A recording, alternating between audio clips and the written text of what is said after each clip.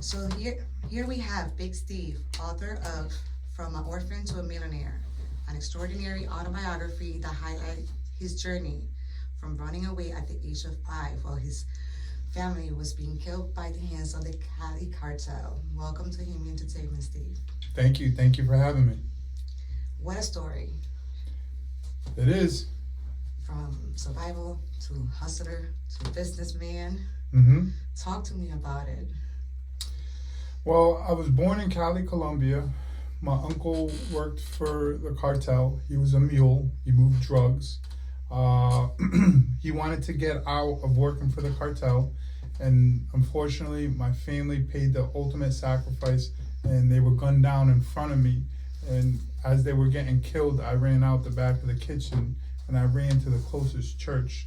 And 2 nuns took me in, cleaned me up, and that's how I became an orphan. And then I was in the orphanage for about a year or so before I got adopted by 2 doctors from Trumbull, Connecticut that flew to Colombia that took me in. Wow. So that's the gist of, the beginning of Little Steve to Big Steve. Was it hard to write your story? Was it hard to write my story? There were certain parts that were very hard. Obviously, certain parts in my life that I have serious trauma. I had suppressed emotions and feelings. I had to relive that, especially, when my family's being killed in front of me. And then also when my not oldest, but actually he's my oldest son, when he was almost killed, by his mother. When I had to start talking about certain things and start writing about certain things that I, pushed away, in my brain, I had to relive those experiences. So some of the parts were really hard, but it was also a relief and like sort of a therapy for me, which was good in that aspect. And it actually gave me a little bit of closure. And then the great feeling was knowing the fact that my story would change. If it changed one person's life, for me, that would be all worth it. You know what I mean? How clear do you remember your train of thought while you was going through that experience at 5 years old? Oh, Crystal, like it was yesterday, unfortunately. Certain days I remember more things than other days because, like I said, it was very traumatizing. So a lot of things were suppressed. But I have nightmares, since I still have nightmares to this day about, being shot at, my family being killed in front of me. How were they looking? Where were the bullets coming? Where was the glass? All the, dishes, falling off the table and things like that. Still was fresh in my mind, but certain things trigger it for me. But now at the age I'm at, I have certain ways to cope with it. And it's a life thing that I have to go through. It doesn't just snap a finger and go away. So I know there have been some years since that moment happened. Do you think that you received that level of support that you needed as a child to be able to overcome those traumas? That's a great question. The parents that adopted me were amazing. Not only were they doctors themselves and were able to give me certain some advice, but also they actually got me professional help, seeing a counselor, seeing a therapist, other than them, because they have PhD degrees, but it was not their field. So yes, I had support all the way around. So yes, I was very fortunate. So the parents that adopted me, not only did they give me advice themselves about how to deal with certain things, but they actually got me professional help as well. For the duration of my life since I was adopted, I had counseling for, a therapist and a counselor for about 15 years of my whole life, about twice a week. And that did help, but it was a different kind of a help than my parents. I felt more free to talk about certain things because I felt like they could actually understand what I was going through rather than just being my parent. It's a little bit different, you know what I mean? Was it challenging balancing surviving a traumatic event while bringing your family after being adopted? It's another really good question.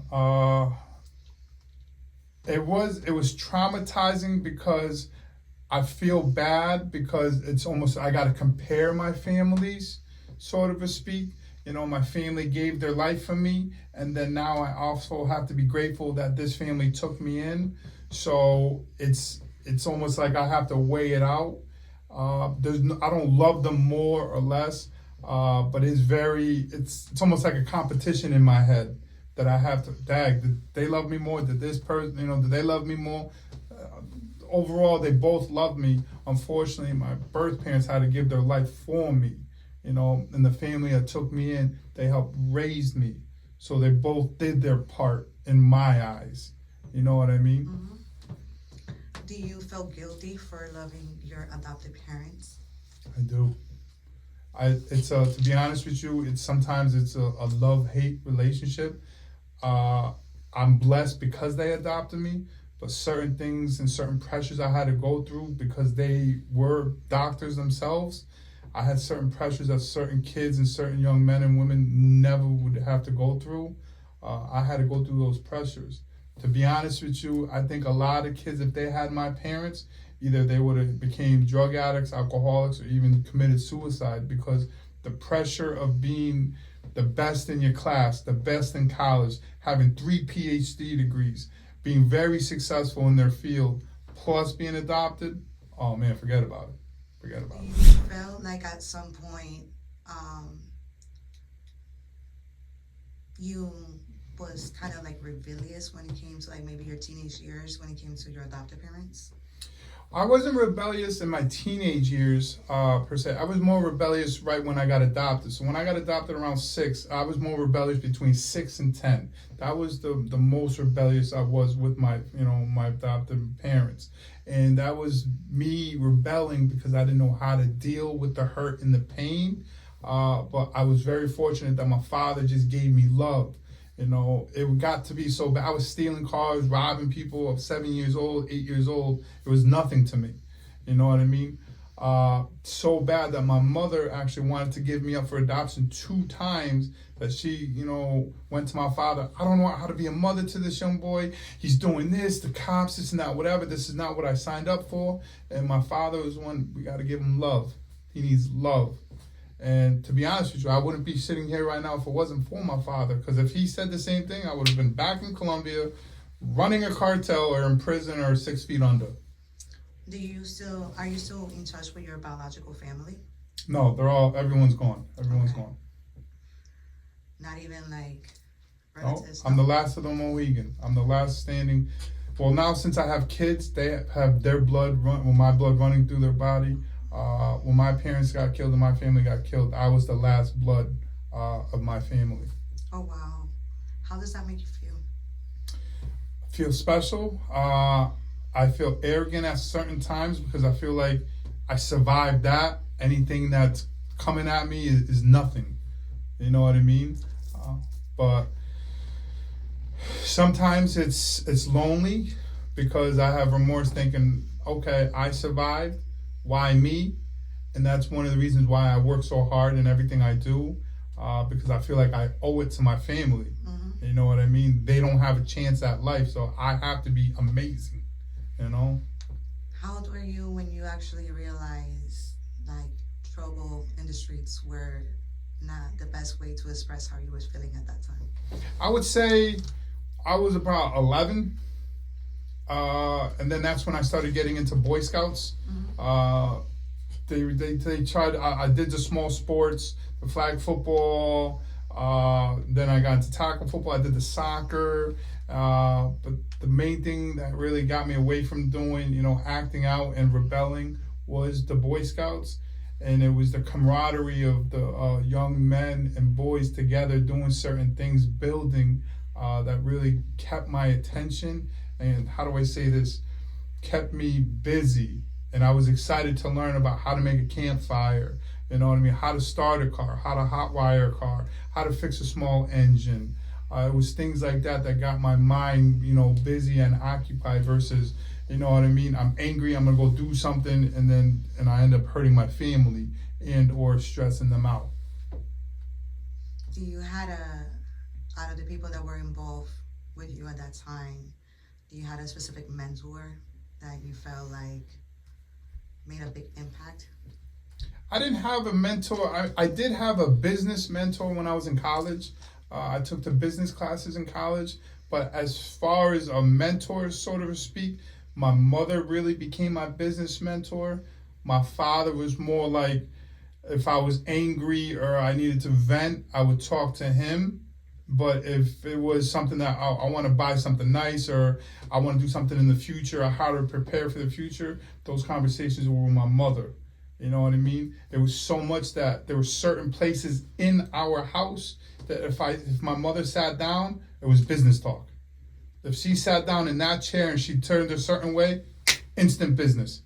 When my father sat down and he had his glass of vodka and he sat down, okay, we're talking about feelings or what's going on in school. You know, other than those two, one of my business professors at Southern was a mentor when I was trying to do a product for Frito-Lay. I was trying to come up with a product to sell for, at Stop and Shop. I asked him for advice how to create a product to sell on the shelves, to how do I, create the product? How do I market the product? At what price do I sell it? How am I going to be different from the other products? Who's going to be my partners? Who's going to negotiate the deals? How do I get into the stores? What are the rules and regulations of that? And that was my main train of thought in college. So I bonded with that professor in that way. What do you major in? Business management, and I got my degree in business management, and then I minored in human performance and business marketing. What do you do with your degree after college? Nothing. Nothing? I did the corporate job. I worked a corporate job. I was a manager of a paint store for a little bit, and I realized that I made other people money, and I really didn't like the corporate world. You had to follow certain rules, procedures, and things like that. And then I was setting things up to make money for the store. So my manager hit all his bonuses. The district manager hit all his bonuses because of the work that I put in. Mm-hmm. So I realized, dang, I'm doing all this work and all these guys are making all this money. I'm the last one that gets paid. So when did you decide to open the club? So when I was working at the paint store, after I was hitting my bonuses, I still wasn't making the money that I wanted to make. I got a part-time job, and I got a part-time job at a nightclub in Danbury. That nightclub was called Tuxedo Junction, and this was in 2004. I worked for Mike and Al. Shout out to Mike and Al. They took me in. I became a bouncer. I was there. I started off working there once a week. Made a few dollars. I did real well. Then it came to 2 nights a week. Did well. Then it came to 3 nights a week. Then it came to 4 nights a week. And then I was rocking. I was making more money than my part-time job, having fun and learning the nightclub business than I was doing in my full-time job that I had a 401k, all that other BS that I call. And then when I got fired from my job at Sherwin-Williams, I started doing my own thing for a few years. I went back to the nightclub. I found online at bizquest.com that a nightclub was for sale. I did the research, and I was like, the description, I was like, this looks familiar. I seen a picture, I was like, I know that place. I used to work there. So I set up a meeting with the broker, showed proof of funds, and then I sat down with Al, and we negotiated a deal for the purchase of the nightclub. Was it easy? To me, it was easy. For everyone else, it wouldn't be easy. Because originally, when they wanted to sell the nightclub, they wanted to sell the whole entire nightclub. Not everyone has $400,000, $500,000 just sitting, listen, you got this? Chump change. To have that kind of money sitting around for a business, you got to be a somebody. So what I did is I proposed an offer. I said, how about this? Why don't I become partners with you? I'll pay you half the money. You teach me what you know, take me underneath your wing, and we'll do that for 4 years. And on the 4th year, once I see that the funds are where I think they need to be, I'll start paying you a note on the other 49.1% of the nightclub. They said no at first. They thought about it. Got a phone call about a month later. Mr. Prohaska, we would like to sign a new deal. Are you still up for it? I go, fuck yeah. How did that feel? I was excited, but I was a little nervous at the same time because now I'm like, oh shit, now I gotta really do this. You know what I mean?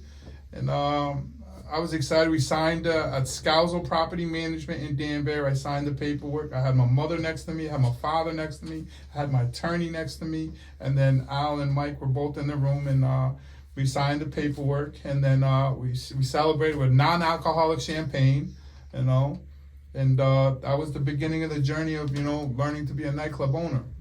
But I had a lot of knowledge just from, you know, working at strip clubs, being bouncers. So I had an idea, but the real nitty gritty is the stuff that you don't see on social media, the paperwork, how to handle police reports, how to handle investigations, how to handle certain messes that happen in the nightclubs. I've been through a lot in the nightclub business as far as I know. I've been through shootouts, attempted murders, rape, drug trafficking, human trafficking, a whole bunch of, to me, to be honest with you, that's like a regular day. You know, and it was during that time that my mother would talk to me every now and then. She goes, come back to reality, because the stuff that's becoming normal to you is not normal. And it was good to have conversations like that with my mother, because I would get so involved with the nightclub business, you know, running it, partying, whatever, like you lose sight of actual reality, you know. The vision. Yeah. What was like the most difficult thing that you had to experience as a club owner? The most difficult thing I experienced as a club owner, I watched a couple things happen that I didn't necessarily agree with, and I couldn't do anything about it because I had certain partnerships. I'll never do that again. Now how I do business is that if certain people do certain things that are against my morale or against certain beliefs that I have, I can't partner with you at all. I want nothing to do with you. If you want to do your own thing, that's fine. I just can't have a partnership with you. So that was the hardest thing that I went through as a young nightclub owner.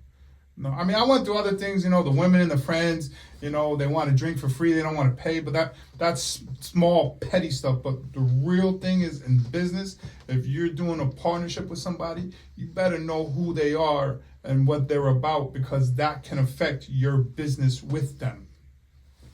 So you mentioned friends. Have you lost some friends during your journey from working at the paint store until now? I met do I still stay in touch with a couple of them? I still do stay in touch with one or two friends from the paint store. Ryan Andrews, shout out to my manager. I went through a lot with him. I learned the corporate world. Some of the guys from the nightclub industry, Lance Galassi, who's my manager, he used to run my nightclubs. We're still great friends to this day. We're business partners. We do business together. But that list is narrow now. It went from dealing with hundreds of guys and men and women to only less than 5 that are on a regular basis. You know, hey, how you doing? But actually doing business with, about 2 men that I actually do business with and actually make money with. Do you ever feel like somebody like crossed you, or they try to play you or set you up for bad business? Of course, I've been through all that. Yeah. How do you deal with that? Well, to be honest with you, how do I deal with the men and women that cross me is that I let them do what they're doing, and I just sort of, how do I say this, I take that loss and then I re-up someplace else. So I stay what's called a good face, so I'll still shake your hand and say, once I realize that you've crossed me and or have done bad business, I part ways. So I don't speak bad to you. I won't speak back on social media. No one will never know. It's just that you won't see me doing business with that person. That's it. What came after the nightclub? So after the nightclub business, I was retired for a little bit. Then I got into being a commercial roofer. I got out of the nightclub business because an associate of mine got federally incarcerated. And then I had to step away from the nightclub business. So I did a lot of soul searching for a couple of years, and I really regrouped mentally. I was a commercial roofer. I worked at a car parts store for a while, but during those times I was still doubling up. What people don't realize is that I was still working 2 jobs while being successful already. Mm-hmm. So the only thing that was different was my vision changed a little bit. So I waited on what was my next big move to do. So I got into the trucking industry. I bought my first box truck. Then I bought some 18-wheelers. While I was doing that, I started getting things ready for my TV show that I filmed last year. So it was all preparation. But the exact couple years after I got out of the nightclub business, it was more of a soul searching for myself. While we're re-upping in my life, I didn't have a job for over 10 years, 15 years. So I had to, just come to reality for a little bit, regroup with my family, and then I went back to being an entrepreneur 110% again. Did the federal charges that your associate, was dealing with, it affected you like big time? It didn't affect me, to be affected the business. But as me as a person, I say he was an idiot. The young gentleman, I won't mention his name, you can look him up. He did things that I warned him not to do. But unfortunately, that young gentleman had to go through certain things for him to learn certain lessons. I learned from my mentors, and I listened, what to do with money, how to make money, how to handle business, and how to carry myself. I can go anywhere, anytime. I don't put my head down anywhere I go. My name is very important. I make sure I try to do good business all the time. And that allows me to go anywhere at any time with no worries or no qualms. Unfortunately for that young gentleman, he had to go through certain things. I wish him the best. He's got a podcast out there. He's doing well, but that's just not me. What else you got going on? Because I know you got Yeah, I got lots going on. So I'm actually in the process of negotiating the sale of my TV show, Single Fathers. So knock on wood. Got a couple more stages before I can have contract signed, things like that, deposit send out, and then I'll officially make the announcement on social media. And then I'm actually in the process of purchasing 3 apartment buildings right now as well. I'm just waiting for my lawyers and my accountants to wrap up certain paperwork, and then I'll be making announcements on that as well. And Can then you tell us like the cities or towns? that I don't want to get into, but one of them is in Connecticut. One of them is Connecticut. They're all 8-unit apartment buildings. So about 24 units, 24 to 32 units. But I'm excited not just for myself, but I'm buying my oldest son his first apartment building. That's amazing. So, yeah. How does it feel knowing your struggles, your whole entire journey, and to be able to just make sure that you're setting a future for your own kids, being at, the stage that you are right here, right now? To be honest with you, how I see it is my adopted parents helped set me up. I'm just trying to do that times 10 for my kids. My kids are set for life already right now. The only thing that I'm doing is I'm upping it's called quality of life. How much can they spend every year, and still be okay? They don't have to have jobs if they don't want to, but I want them to have the choice. What I'm doing with my oldest son, for example, he's 17. He'll have an apartment building, but I'm not going to give him all the funds for the apartment building. He's going to get a little salary while working a part-time job. And then as he gets older and understands and helps me manage it, taking care of the properties, making sure the bills are being paid, is everything all right? Checking with our attorneys, checking with the accountants, checking with our trust, you know what I mean? Making sure everything is together so he understands how to run it. That's when I will then release all the money to him of the apartment building. Because if I just buy him an apartment building and he's young, 17, 18, and you're making over $1 million, listen, you're not going to tell that boy anything. He's going to tell you, see you later, I'm doing whatever I want. So that's not what I'm doing. So I'm trying to make sure he's guided correctly, just like I was guided. But and he's building the skills necessary to make it long lasting and be able to do the same thing for his own children. That's correct. So what I'm doing is I'm trying to teach him how to use what we have so he doesn't have to touch the money that I give him, so he can make his own money. So he never touches the money that I give him. That just gets handed down, handed down, handed down, handed down. Do you feel like your children support you in what you're doing, everything that you're doing now? My oldest son, he wants to do everything I want to do. He's like, I want to be with dad. I want to do whatever he's doing. My little one, he just wants to go to college. Okay. But I'll be honest with you, I don't want him to go to college. I don't want him to waste that time unless he wants to be a doctor or a lawyer, a job that is specific, that needs college. I don't want any of my kids going to school. I personally don't believe in that. You can learn more working for me than you can actually going to college or just working out in the workforce. You'll learn more in the field than actually in the classroom. What do you want to go to college for? He says he wants to be a doctor, so we'll see. You know, like I said, knock on wood, he's a high honor student. But he'll start learning that once you have a few dollars and you're free and you don't have to go to work, you might like that life a little different. Or you might like it and also still want to be a doctor. That is true. That is true. Good paying job. True. Yep. But I just want my kids to have choices. If he wants to choose to be a doctor, that's what I want. That's different than, I have to do good I have to be a good student to be a doctor, because if I'm not a doctor, I can't do certain things. No. That's a choice. I want my kids to have choices. Anything else that you're working on right now?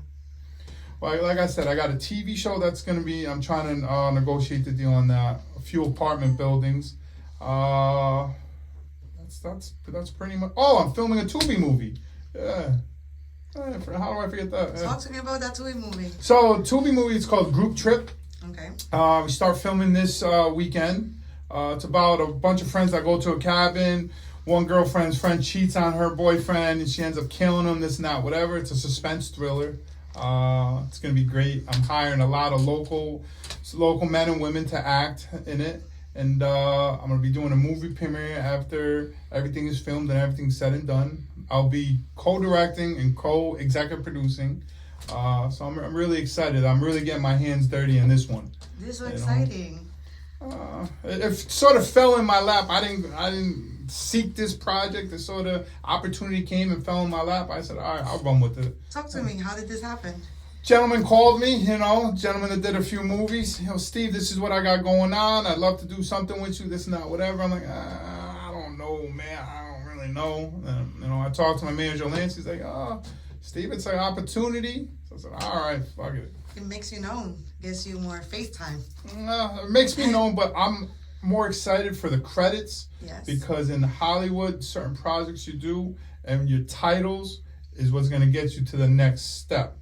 So I'm using it as a stepping stone, a little bit of fun. Also, create some jobs, some local men and women, up and coming actors. I'm excited to work with this new production crew. And then, it should be pretty fun. It sounds like you are a man of many trades and you have so much knowledge. Have you ever thought about mentoring others? I would love to get into mentoring. I just don't know how to go into doing that. I have a lot of men and women ask me questions via online. I try answering all of them. I got emails left and right throughout the whole world. I answer them to the best of my knowledge and capabilities. In the future, I will have a financial course that I'll be offering to people, but I haven't pushed that right now because I got my hands into everything right now. Once things calm down a little bit, I'll start pushing my financial course. But as far as the mentorship, I would love to get involved with that, with Community Boys and Girls Club. So anyone out there, reach out to me at BigSteveBigMoves.com. Reach out to my manager, Lance Galassi, and let's try to set that up. Maybe like a speaker, open forums. That would be very exciting. I've done that too. I got my second speaking gig coming up this weekend. I'm excited about that. I was the keynote speaker for the adult ed in Hartford, Connecticut for the graduating students. I will be getting booked nationally a little bit more in the future to motivate students, to motivate workers out there. But I just don't want to motivate them. I'd like to educate them on as far as trials and tribulations in the entrepreneurship world, and some of the things that you're going to have to overcome to be successful in whatever field it is, because at the end of the day, it's about making money in the field that you're in. When is this happening? Well, I have to go to Chicago in a few months, so I haven't done a tour yet, but it's basically when the calls come in. I've been invited to go back to LA for another movie premiere in October. So if I go out there, I'll set up another few interviews, and then we'll see what happens, It's very exciting. You have a lot of things going Yeah. on. So if anybody want to get a hold of you, get in contact with you or your manager, how they get a hold of you? Well, you can find me. I'm on all social media platforms, Big Steve, Big Moves. On Facebook, it's Steve Prohaska. Make sure you check out my book, From Orphan to Millionaire, which you can get online at Amazon, Barnes & Noble, Ingram Sparks. It's officially Ingram Sparks bestseller. I can't tell you which other platforms, but I'm actually moving up on other platforms to be bestsellers on other platforms. So make sure you get your book, From Orphan to Millionaire, by your boy Big Steve. So I'm excited on that. And then in the future, within the year, I might gonna do a movie script on that. I'm gonna try to get that into a movie, but that's further down the road. And I have to say, Steve, you have been an amazing interview, number one, and I definitely want to see you again here like in 5 more years and see where you're at.